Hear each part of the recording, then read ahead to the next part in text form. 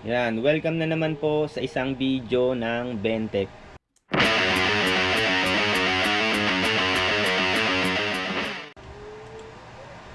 Ayan, yan, sasagot lang po tayo sa isang comment ng ating subscriber, no? Melvin Jan Polomo, shout out sa'yo.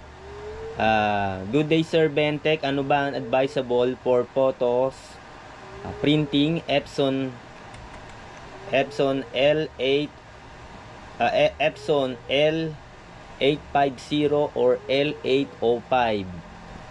I-convert ko sana ng pigment. Yan. Yan. Ito yung Epson L805, no? Matagal akong user nito ng L805, no? Ito yung tank system version ng T60, no? Nung nawala na yung T60, ito na yung pumalit. Sulit na sulit to kasi maganda yung feeder nito. Tsaka yan, no? Dati ang presyo nito around 13,000, no? Nung siyempre tumagal na yung yung panahon. Tsaka nawawala na yung ganitong modelo. Meron pa naman sa Shopee. May nakita ako, merong 3 pieces na available. So, maganda yung nito. Maganda naman yung performance nito kasi usually noon ginagamit ko siya sa label ng sticker, no. Hindi ko siya masyadong nagagamit sa photos. Pero yung kulay nito mas maganda sa dye kasi alam naman natin kung gaano ka vibrant yung dye. Yan. Pero pwede naman na pigment, no. Yan. Pwede naman siyang i-pigment. Na-try ko na yung kuyi. So, ang naging problema nga yung mga greenish, sa gray. Yan. Ganun din sa Hansol, no. Pero hindi ko lang alam ngayon kasi may mga nag-improve na yung mga version to na black. May mga ganun na. Magenta may magenta na nilabas ang kuyi na mas bago. So, meron akong nakita pa, Inkrite daw gamit nila. Wala nang masyadong binago sa color correction. Sana nga ganun. Tapos iba naman daw yung iTech Synergy. Yan. So, kung ako sa iyo kasi nasubukan ko na yung kuyi. Yun, try mo na lang yung mga ink na nabanggit ko, no. Ang kuyi kasi mas madaling makabili. Mas maraming supplier ng kuyi at Hansol. So, itong kaibahan nito, wala naman itong kinaibahan dito sa L850, no? Ang L850, parang, L805 na merong scanner, no? Merong scanner, may photocopy. Yan. Yung function niya, parehas lang. Kung papansin niyo yung laman loob niyan, parehas lang ng L805. Kasi lumang modelo na rin tong L850. So, yung bagong modelo, L8050. Kung titingnan nyo yung body niya, no, pati tank niyan, pareho ng L805. Nung bumibili pala ako ng L8050, ito talaga yung hinahanap ko, no. Pero hindi ako nakakita ng stock. Ayan, parehas lang siya ng L805, no. In regards with with printer head, tank system, parehas lang siya. Ang L850, nalagyan lang siya ng scanner, no.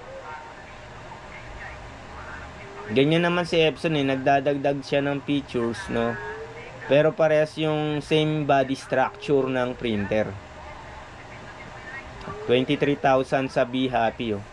Meron pang stock na isang piraso.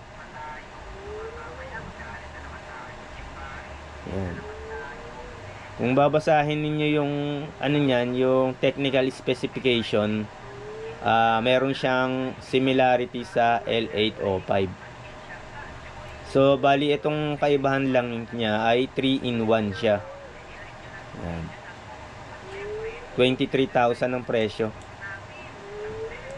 Tapos, dito sa Shopee na nakita ko, Na kung unit only lang 17,000 no, 18,000 parang mga 18,000 na rin no.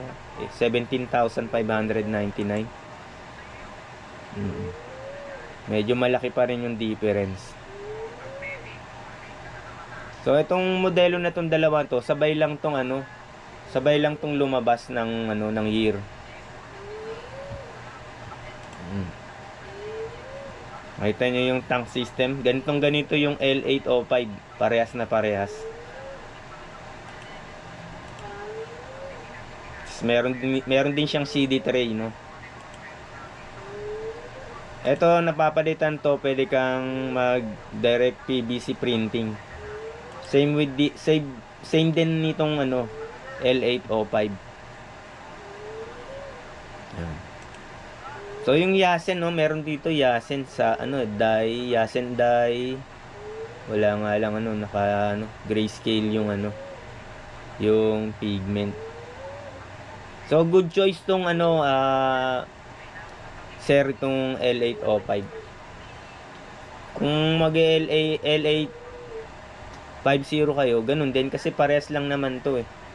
Parehas ang head nito, parehas ang tank system nito. Ang difference lang, merong scanner si L850. Yan. So yun lang po sir, no. Kung meron kayong katanungan, wag po kayong mag-hesitate na mag-iwan diyan ng message. Paki-follow na rin po yung ating FB page, yung Bentech. Yan, pa-like na rin ang ating video. Tsaka kung meron kayong bibilin dito sa Shopee, pakigamit lang po yung ating link. Tulong na rin sa ating channel. So meron tayong printer dito, lumang model na. So pina-check sa atin, tapos di naman natin ma-check kasi wala yung pinaka-head, yung cartridge naalis. Hindi naman tayo pwedeng bumili ng bibili tayo ng cartridge pan-test. Paano kung sira yung unit? Sayang binili natin, no? So maraming salamat po, hanggang sa muli.